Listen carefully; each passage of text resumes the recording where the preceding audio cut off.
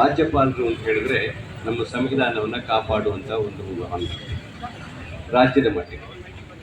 ಅದೇ ರೀತಿ ರಾಷ್ಟ್ರದ ಮಟ್ಟಿಗೆ ರಾಷ್ಟ್ರಪತಿಯವರು ಈ ಸಂವಿಧಾನವನ್ನು ಕಾಪಾಡಬೇಕು. ನಮ್ಮ ದೇಶ ಪ್ರಜಾಪ್ರಭುತ್ವದ ಒಂದು ತಳಹದಿಯಲ್ಲಿ ನಿಂತಹ ದೇಶ. ಅದಕ್ಕೆ ಮುಖ್ಯತೆ ಸಂವಿಧಾನ. ಆ ಸಂವಿಧಾನವನ್ನು ರಕ್ಷಣೆ ಮಾಡಬೇಕು. ಅವರು ಯಾವುದೇ ಪಕ್ಷಭೇದವನ್ನು ಮಾಡಬಾರ್ದು, ಅವರು ಯಾರಿಗೇ ಆಗಲಿ ಅನ್ಯಾಯವನ್ನು ಮಾಡಬಾರ್ದು ಅಂತ ಹೇಳಿ ರಾಜ್ಯಪಾಲ ಮತ್ತು ರಾಷ್ಟ್ರಪತಿಯ ಹುದ್ದೆಗಳನ್ನು ಸಂವಿಧಾನದಲ್ಲಿ ನಾವು ಕೊಟ್ಟಿದ್ದೀವಿ. ದುರಾದೃಷ್ಟ ಏನಾಗಿದೆ ಅಂತ ಹೇಳಿದ್ರೆ, ಇವತ್ತು ರಾಜ್ಯಪಾಲರು ಒಬ್ಬ ರಾಜಕಾರಣಿಯಾಗಿ ಇವತ್ತು ವರ್ತನೆಯನ್ನು ಮಾಡ್ತಾ ಇದ್ದಾರೆ. ಒಬ್ಬ ಪತ್ರಕರ್ತ ಮಿತ್ರರು ನನ್ನ ಹತ್ರ ಹೇಳ್ತಾ ಇದ್ರು, ಯಾವಾಗಲೂ ಈ 3 ಥರ ಇರುತ್ತಂತೆ. ಒಂದನೇದು ಮೊರಾಲಿಟಿ ಅಂತ ಹೇಳ್ಬೇಕು, ಎರಡನೇದು ಲೀಗಲಿಟಿ, ಮೂರನೇದು ಪೊಲಿಟಿಕಲಿಟಿ ಅಂತ ಹೇಳ್ಬೇಕು. ಮೊರಾಲಿಟಿ ಅಂತ ಹೇಳಿದಾಗ ನಮ್ಮ ಮೇಲೆ ಯಾರಾದರೂ ಒಂದು ಅಪವಾದಗಳನ್ನು ಮಾಡಿದಾಗ, ಆ ಅಪವಾದದಲ್ಲಿ ಸತ್ಯತೆಗಳನ್ನು ಕಂಡಾಗ ಅವ್ರು ಯಾರೇ ಆಗಲಿ ಅದರಿಂದ ಹಿಂದೆ ಹೋಗುವಂಥದ್ದು. ಎರಡನೇದು ಮಾಡಿದಂಥ ಅಪವಾದವನ್ನು ಕಾನೂನು ಪ್ರಕಾರ ನಾವು ಹೋರಾಟವನ್ನು ಮಾಡುವಂಥದ್ದು. ಮೂರನೇದು ಏನಂತ ಹೇಳಿದ್ರೆ, ಈ ಎರಡನ್ನು ದಾಟಿ ರಾಜಕಾರಣ ಮಾಡುವಂಥದ್ದು. ಅಂತ ಹೇಳಿದ್ರೆ, ನಾವು ಅಪವಾದ ಮಾಡಿರ್ತೇವೆ, ನೀವೇನು ಬೇಕಾದ್ರೂ ಮಾಡ್ಕೊಳ್ಳಿ ಅಂದರೆ ಸ್ಪಷ್ಟವಾಗಿ ಪ್ರಥಮವಾಗಿ ಹೇಳಬೇಕಾದ್ರೆ ಅದು ಅಪವಾದವಾಗಿ ಕಾಣಬೇಕು. ಯಾರಾದರೂ ನೈತಿಕತೆಯನ್ನು ಹೋದ್ರೆ ಅವರು ರಾಜೀನಾಮೆಯನ್ನು ಕೊಡಬೇಕಾಗುತ್ತೆ. ಲೀಗಲಿಟಿಯಾಗಿ ನಾವು ಹೋಗಬೇಕು ಅಂತ ಹೇಳಿದ್ರೆ ತನ್ನದೇ ಆದಂಥ ಸಮಯವನ್ನು ತಗೊಳ್ಳುತ್ತೆ. ಅದಕ್ಕೋಸ್ಕರ ನಾವು ಒಂದು ರಾಜಕಾರಣವನ್ನು ಮಾಡುವ ಅಂತ ಹೇಳಿ ಮಾಡಿರುವಂಥದ್ದು.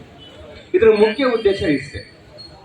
ಕಳೆದ ವಿಧಾನಸಭಾ ಚುನಾವಣೆಯ ಸಂದರ್ಭದಲ್ಲಿ ತಾವುಗಳು ನೋಡಿರ್ಬೋದು, ಅವರು ಯಾರು ಕರ್ನಾಟಕ ಭಾರತೀಯ ಜನತಾ ಪಕ್ಷದ ಯಾವುದೇ ಒಂದು ಕ್ಷೇತ್ರದಲ್ಲಿ ಅವರು ಭಾರತೀಯ ಜನತಾ ಪಕ್ಷಕ್ಕೂ ಮತವನ್ನು ಕೇಳಲಿಲ್ಲ. ಅವರು ಅದು ಅಭ್ಯರ್ಥಿಗೂ ಮತವನ್ನು ಕೇಳಲಿಲ್ಲ. ಅವರು ಕೇಳಿದ್ದು ಒಬ್ಬರಿಗೆ ಮೋದಿಗೆ ಮತವನ್ನು ಕೊಡಿ, ಮೋದಿಗೆ ಮತವನ್ನು ಕೊಡಿ. ಬಹುಶಃ ರಾಜ್ಯದ ಎಲ್ಲ ಭಾರತೀಯ ಜನತಾ ಪಕ್ಷದ ನಾಯಕರುಗಳಿಗೆ ಏನಿತ್ತು ಅಂತ ಹೇಳಿದ್ರೆ, ನಾವು ಈ ಸಲ ಮೋದಿಯವರ ಹೆಸರಿನಲ್ಲಿ ಮತ್ತೊಂದು ಸಲ ಅಧಿಕಾರಕ್ಕೆ ಬರ್ತೇವೆ ಅಂತ ಹೇಳಿತ್ತು. ಆದರೆ ಕರ್ನಾಟಕದ ಜನತೆ ಅದನ್ನು ಸುಳ್ಳಾಯಿಸಿತು. ಕಾಂಗ್ರೆಸ್ ಪಕ್ಷ 136 ಸ್ಥಾನಗಳನ್ನು ಗೆಲ್ತು. ಇದನ್ನ ಭಾರತೀಯ ಜನತಾ ಪಕ್ಷದವರು ಯಾವಾಗ ಕರ್ನಾಟಕದಲ್ಲಿ ಕಾಂಗ್ರೆಸ್ ಪಕ್ಷ ಆಡಳಿತಕ್ಕೆ ಬಂತು, ಅದು ನಿಶ್ಚಲ ಬಹುಮತದಲ್ಲಿ ಬಂತು.